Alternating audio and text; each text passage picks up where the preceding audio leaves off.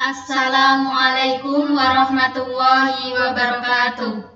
Kami dari kelompok 10 akan membahas mengenai sejarah peradaban Islam, yaitu dengan peradaban Islam di Eropa. Nama-nama kelompoknya yaitu di sini ada saya sendiri, Naili Nuraini, saya Bibit Musdalifah, dan saya Luluil Magnun.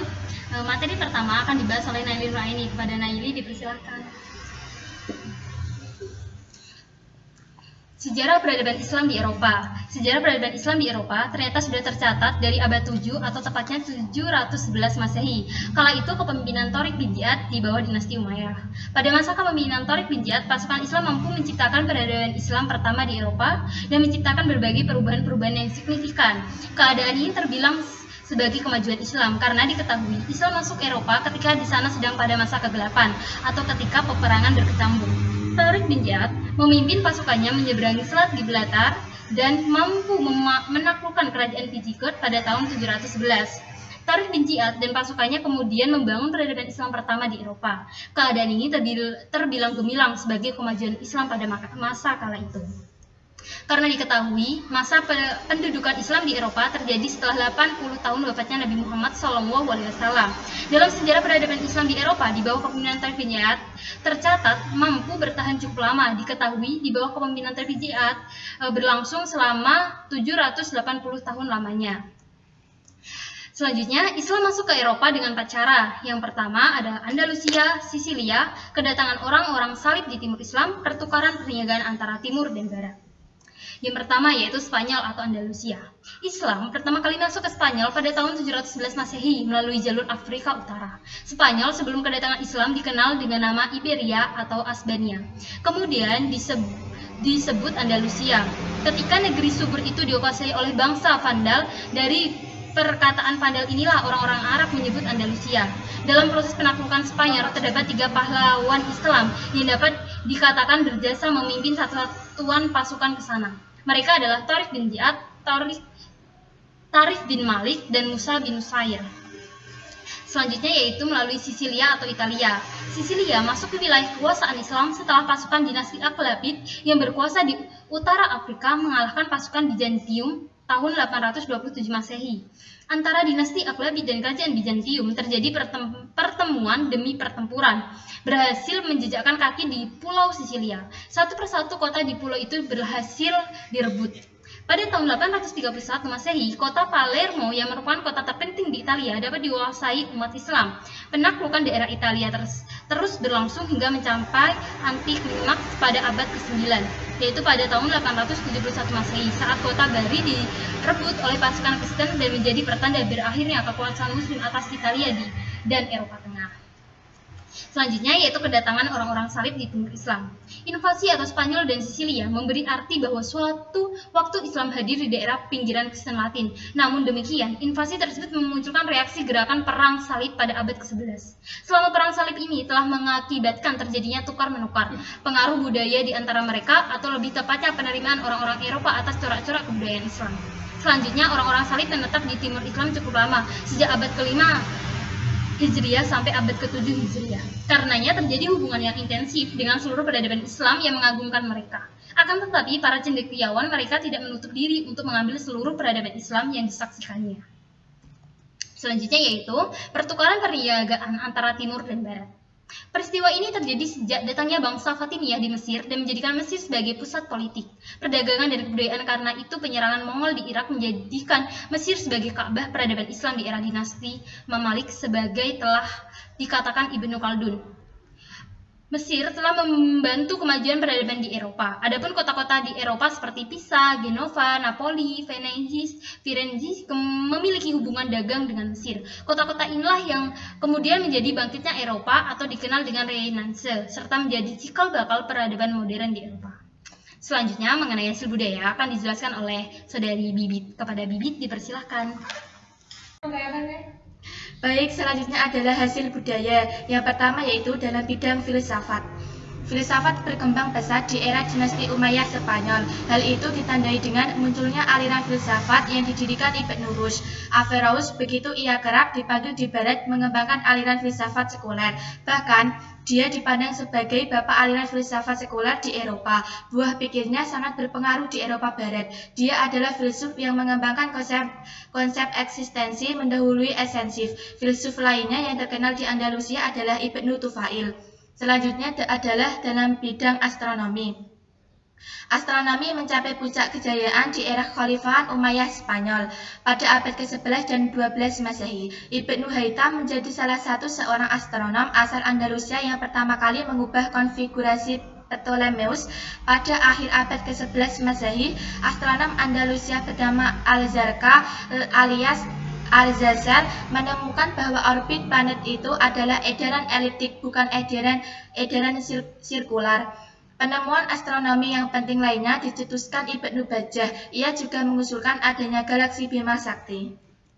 Selanjutnya adalah ilmu bumi. Penemuan optik yang dicapai Abu Abdullah Muhammad Ibnu Mahfud pada abad ke-11 Masehi menjadi salah satu bukti perkembangan ilmu bumi di era dinasti Umayyah Spanyol. Karya Ibnu Mahfud begitu terkenal hingga diterjemahkan ke dalam bahasa Latin bertajuk Liber de Crepusculis. Pada awal abad ke-13 Masehi, ahli biologi Andalusia Abu al-Abbas al-Nabati mulai mengembangkan ilmiah untuk botani. Muridnya bernama Ibnu al-Baitar kemudian mengembangkan ilmu botani lebih luas. Ia berhasil menulis kitab Al-Jami' fi al-Adawiyah al-Mufroda yang diyakini sebagai salah satu kompilasi botani terbesar dalam sejarah. Selanjutnya yaitu bidang kedokteran. Ilmu kedokteran berkembang sangat pesat di Cordoba. Pada masa kejayaannya terdapat 50 rumah sakit umum di era dinasti Umayyah Spanyol.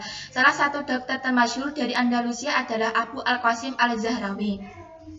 Ilmu bedah juga berkembang di masa Umayyah. Andalusia adalah al-Zahrawi lewat kitab Al-Tasrif yang mengembangkan ilmu bedah. Itulah sebabnya dia dijuluki bapak bedah modern.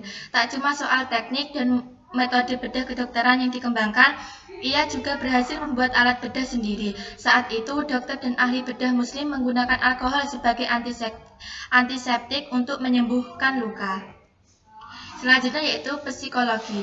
Studi psikologi dan sosiologi juga mendapat perhatian dari para penguasa dinasti Umayyah Spanyol. Dalam psikologi, Ibnu Zuhair berhasil menjelaskan gangguan syaraf pada manusia. Temuannya itu sangat berguna bagi pengembangan neurofarmakologi modern. Ibnu Rushd adalah ilmuwan Andalusia yang pertama kali menyebutkan adanya penyakit Parkinson. Selanjutnya yaitu geografi dan penjelajahan. Pada masa kekuasaan dinasti Umayyah, studi geografi berkembang seiring dengan tingginya tingkat perjalanan yang jauh dilakukan pada masa itu. Salah satunya adalah pembuatan peta. Al-Idrisi adalah ilmuwan asal Andalusia yang berhasil membuat globe atau bola peta.